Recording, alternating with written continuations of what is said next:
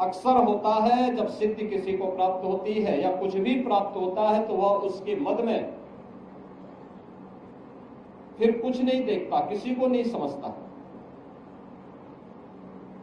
प्रभुता पाई काई मद नाही, संत तुलसीदास जी ने भी कहा।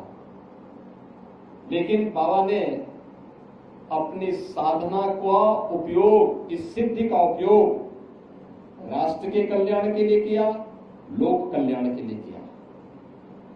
उस समय की समाज की बिगड़ती हुई स्थिति को एक देखते हुए कि देश क्यों गुलाम हुआ, क्यों विदेशी आक्रांता सफल हुए।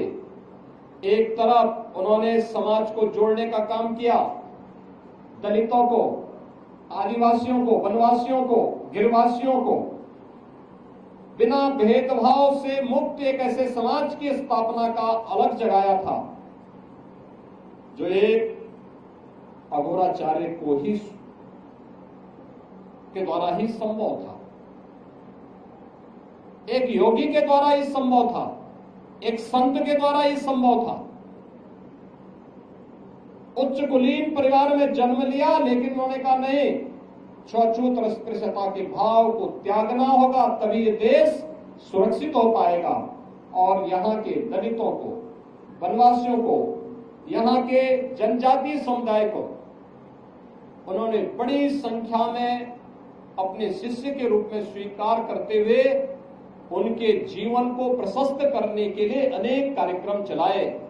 तो दूसरी तरफ मुगल आक्रांताओं को भी उन्होंने उस समय सबक सिखाने के लिए सांझा को भी डपट करके भगाने का काम किया था, जो उनके चमत्कार को देखने की प्रतीक्षा कर रहा था।